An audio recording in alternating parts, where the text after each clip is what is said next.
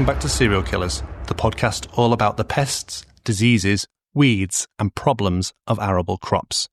And today is a massive episode. I'm talking about my fight against carcinogenic fertilizers. You may have seen a recent YouTube video where I exposed people selling carcinogenic fertilizers. This makes my blood boil. And I'm going to go into detail on this podcast all about it and those people responsible.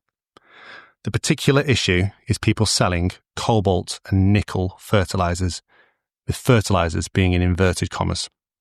Cobalt sulfate, nickel sulfate, cobalt chloride are stone cold carcinogens. There is no doubt about this.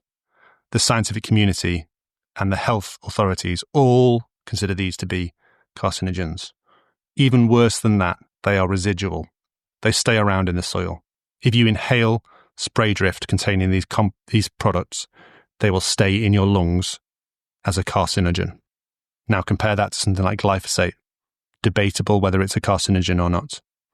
And it will break down. It'll break down in the soil, it'll break down in you eventually. It's made of carbon, hydrogen, oxygen, a bit of phosphorus. These will not break down unless you put them in a nuclear reactor or you slam the earth into the sun. They're heavy metals and they have additional problems that come with that. And yes, they do list that they're carcinogens on the safety data sheet, and they'll have a hazard warning on the label. But if they're sold to you, you might think they're safe to use, might think they're right to use. The people selling them don't tell you that under the regulations, you're meant to keep a workbook for 25 years stating where the carcinogens were used and how you controlled their spread. Now, are you keeping a logbook when you buy a product containing cobalt and nickel? No. And can you control where they go? No. And you're meant to ensure that workers aren't exposed to high levels of these. Now, a lot of people told me not to name and shame the people responsible, but I am anyway, because cancer is an important issue to me. It's affected my family. And the people selling them, the first two I'm going to name, are hypocrites. John Kempf of AEA and Graeme Sait of Nutritech Solutions are selling carcinogenic fertilizers. But more than that, they're hypocrites because they talk about soil biology. They talk about protecting the farmers and protecting the soil against the ills and evils of commercial agriculture. They talk about how nitrates cause cancer. You know, I've heard Graeme Sait talk about that at Groundswell and how he was led on a journey to improve the health of farmers and farming and food. And that's what brought him to create Nutritech Solutions. Well, that's a load of rubbish, isn't it? If you're selling carcinogens. John Kempf talks about being a deeply religious man, won't have his photo taken. He's Amish. He talks about working with other Amish farmers in line with biology. I don't know how they sleep at night. They're selling carcinogenic fertilizers. I don't know how they can go to church and look the other Amish farmers in the eye, knowing that they sell carcinogenic fertilizers. Graeme Sait sells cobalt shuttle, which is a stone cold.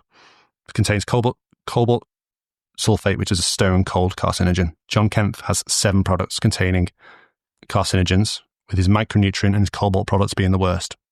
Now, people have said, aren't you scared of being sued? But you can't be sued if you're telling the truth. And you can't be sued if you've got evidence. And where have I got this evidence from? I've got it from Graeme Sait's website. I've got it from John Kemp's website. I've got it from their safety data sheets. Now, they're not the only ones selling these products, and there's some shockers out there. At least their safety data sheet tells that they're carcinogenic. There are others out there that don't. There's others out there that are promoting their use in organic farming. And I'm going to name and shame them later. But they're not hypocrites because they're not talking about being on a journey to make soil healthier and humans healthier. And they're not talking about protecting soil biology. So they'll get named later. And we'll also question the Soil Association and EcoCert and OMRI, who are allowing these products to be used on organic farms. So watch this space.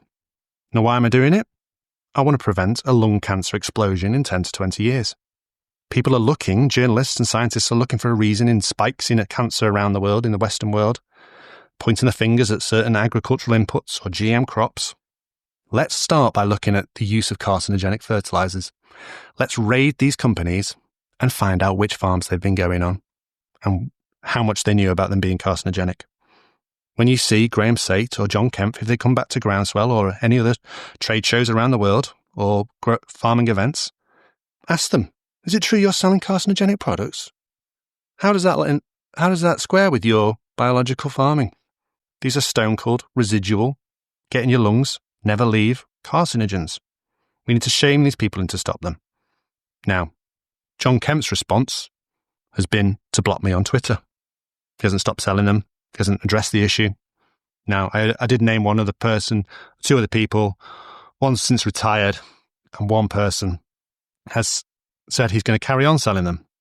Or not carry on selling them, carry on advising their use, even though he knows they're highly carcinogenic residual compounds. So, Joel Williams, I'd ask you to stop advising people to use cobalt and nickel sulfate. You know, if you've ever been affected by cancer in your family, you know, I don't think you can sit well with it. It wouldn't sit well with me. Now, I'm not offering an alternative. I've been accused of saying, you're only doing this so you can promote Utremus products. That's not true. I'm not offering an alternative because cobalt and nickel are not needed as a fertilizer, not even as a micronutrient. Certainly not in the levels that these people are saying they should be put on. So there's no alternative to offer. Also, morally, I'm not religious, but I've got morals and I wouldn't sell you a carcinogen. And also, I don't want to be accused of profiting from exposing people for selling carcinogens. 3 reasons why I'm not offering an alternative. Now, why are Graeme Sait and John Kempf selling carcinogens? The first is, in regenerative farming, there's a paradigm. Get crop nutrition right, and you won't have pest diseases and weeds. Now, I don't believe in this paradigm, but you can see why you've come to that conclusion. You know, John Kempf talks about how he was led on this journey because he applied his wonderful products to his field and there was no spider mites on the field using his system. Yeah, there won't be, John, because you've killed them all with a biocide. There won't be any, there might be a yield bump, but it's not because you've added a micronutrient. It's because you've killed everything that was there, the background levels of all the pests and pathogens. One very important extra point is that not only are these products carcinogenic, once you've diluted them, put them in the spray tank, the solution that you make is still classified as carcinogenic. That's how unbelievably toxic they are. If you were to take 5 litres of that diluted solution that you spray onto the crop and sell it, it would still need a label on it saying this product is carcinogenic. Now, think about that with other fertilizers, other poisons. That would never happen. That's how unbelievably toxic these products are. They're also, these gurus, they have to have a solution for every problem on the farm. Now, as a scientist, if a farmer comes to me and I don't have a solution for their problem, I'll say, I'm sorry, I've not got a solution for that. I might think about it for a while, might offer them somebody else's solution or another way of looking at it. But if you're a guru and you're seen as the oracle, then you have to come up with a solution. And if all you can sell is micronutrient products, then that's what you're going to offer them. Now, in certain countries, it's very difficult to sell pesticides if you're a small up-and-coming company. You can sell micronutrients. And so if the only thing in your toolbox is micronutrients, they're going to focus on them. And then for some reason, they've got down this dirty hole of selling carcinogens. Now, I like regenerative farming. I like direct drilling, min-till, cover crops, use of biologicals. But I don't want to see it destroyed by a explosion in cancer in 10 to 20 years' time, and everyone's saying this absolute scandal, this was a con from the start. People need to get hold of this now and say, look, regenerative farming, we're not having this. Organic farming, we're not having this. We need to stop using cobalt and nickel salts. And we need to name and shame more people who are using them and are selling them. So stop it. Stop it now. Because I'm coming after you, and I won't stop until you stop selling them. So I'll be producing more videos about John and Graeme and the others selling carcinogenic fertilizers. That's been Serial Killers for today, carcinogenic fertilizers.